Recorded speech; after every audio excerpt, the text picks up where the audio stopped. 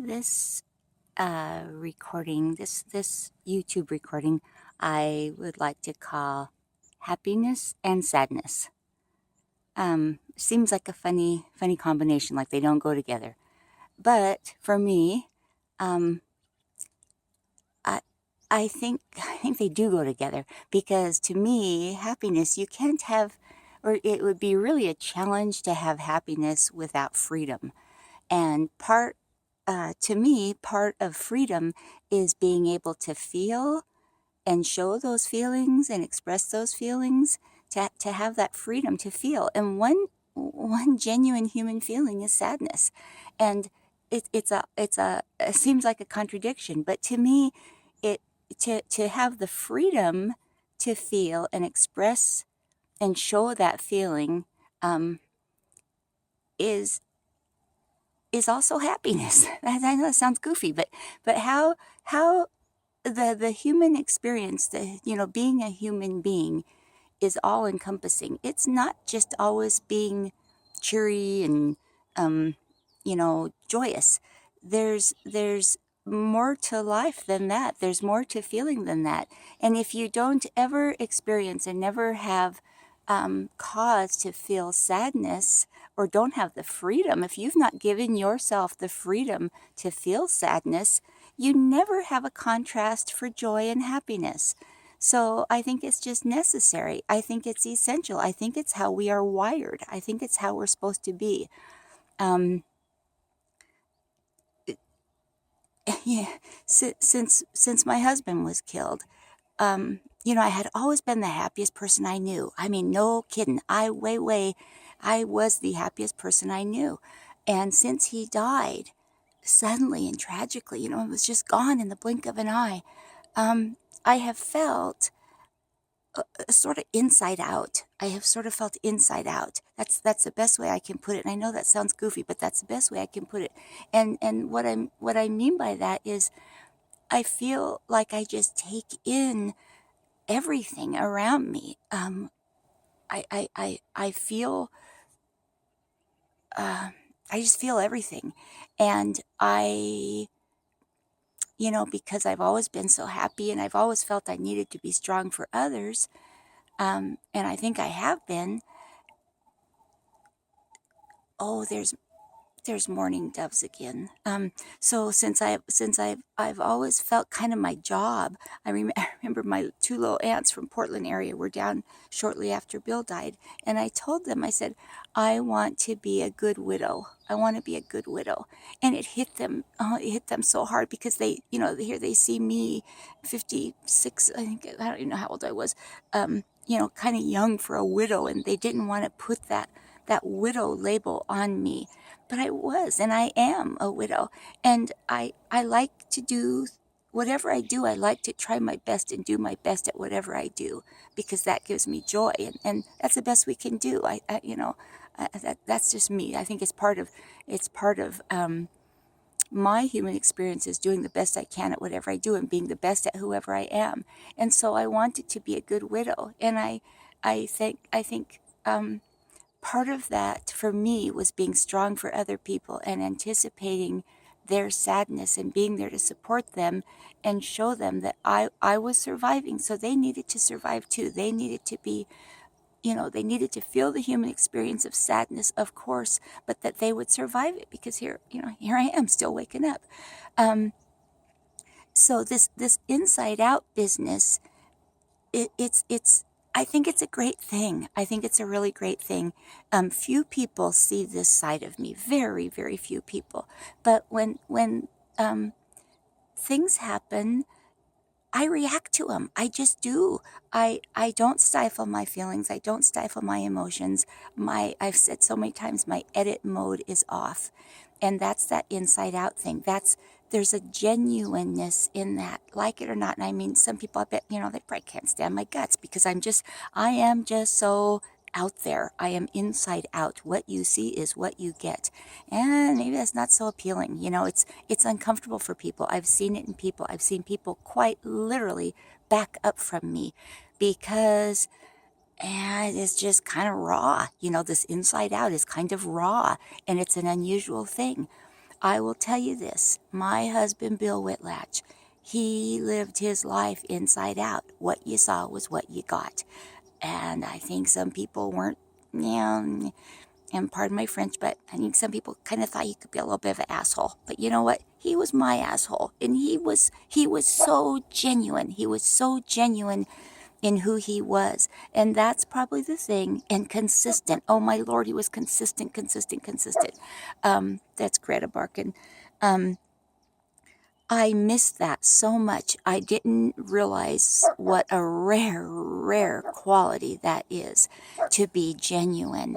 And I think I've always tried to please other people. I've always tried to be, I don't know, I kind of had that little bit of a perfectionist thing in me. And man, I've shed that.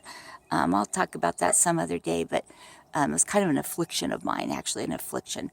Now my affliction, and it's in truth telling, it's in loving, and it's in living life inside out.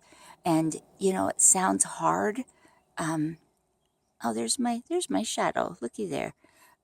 It sounds hard, and it is kind of, except for that what happens, just like anything, the more you do it, the better you get at it. And then pretty soon it's all you want to do, because it is genuine. I think it's how we were meant to be. I think we would be much more intuitive, and I've always been a wee bit intuitive.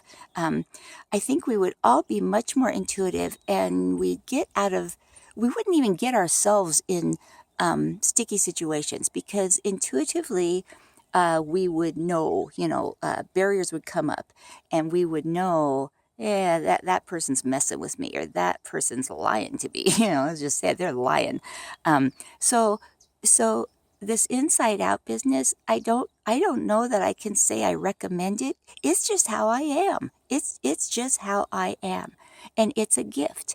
That inside out business also is freedom. It's incredible freedom, and it's the freedom to feel sadness and show that. I'm sorry if I make you cry. I make people cry all the time. Kind of seems like it's one of the things I do. But it's that freedom to feel, that dirty little 4-letter F word. It's freedom to feel, and that, to me, is linked with happiness. Freedom and happiness are hand in hand. They hold themselves hand in hand. It's sort of hard to have one without the other. Maybe it's possible. I don't know. What do I know? But in that freedom, you have freedom to feel sadness, and all emotions across the board. I feel frustration sometimes, and I get that on people, and I'm sorry I do that, but I do. I get that on people. I want to figure out stuff. I'm doing things like this dang YouTube thing, like writing a book. Stuff I don't know how to do. I don't know how to do this. It's probably quite obvious. You're probably saying, yeah, man, she way doesn't know how to do this. But there's this freedom in doing stuff you don't know how to do. And it is way fun. It is so fun. One of my quotes is, and I'm going to goof it up, but it's like, just because you can do something well doesn't mean you have to do it. And just because you may be lousy at something and you may fail doesn't mean you shouldn't try.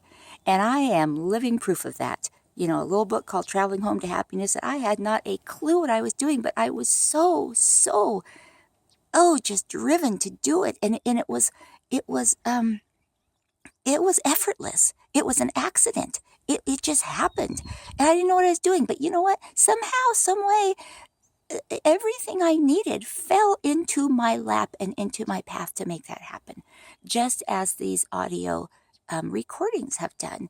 And I love doing these because they're so not like me. I am so much more controlled than this. I want to edit stuff down to the, as close to perfection as I can get it. And anybody, one person out there's listening, you are going to be screaming out at me, and I can hear you saying, these are so not perfect. These are so messed up. These should be edited. Well, I'm not going to do that. I want them to be raw. I want them to be like me, inside out, good, bad, right, wrong, unedited, just raw, and they're not rehearsed. I don't even know what I'm going to say when I start yapping. I don't even know. Stuff just starts coming out of my mouth. And if anybody listens, I thank you so much. I thank you so much, because I guess I'll keep doing them if nobody's listening. I guess I will, because I just seem to have so much to say, and there's so much. I wish to share with you. And if it can help one person, that just makes me so happy. That just makes me so dang happy.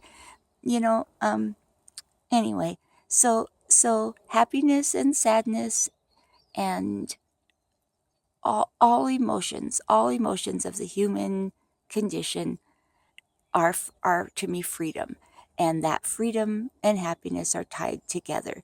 So you got to take the full meal deal. You take it all. You can't just pick happiness off the card of emotions. You can't, because that's not genuine. That's not real. So my opinion only, take from it what you want. Throw out the rest. It is so pretty out, you guys. Oh my goodness. Or you guy, if there's only one guy listening. Or you girl, if there's only one girl listening. It is so beautiful out. How could somebody have a lousy day today? I just don't get it. It's just so beautiful. There's, birds are singing and the air's kind of sweet and cool. And there's Mount Shasta, just gorgeous in all her glory.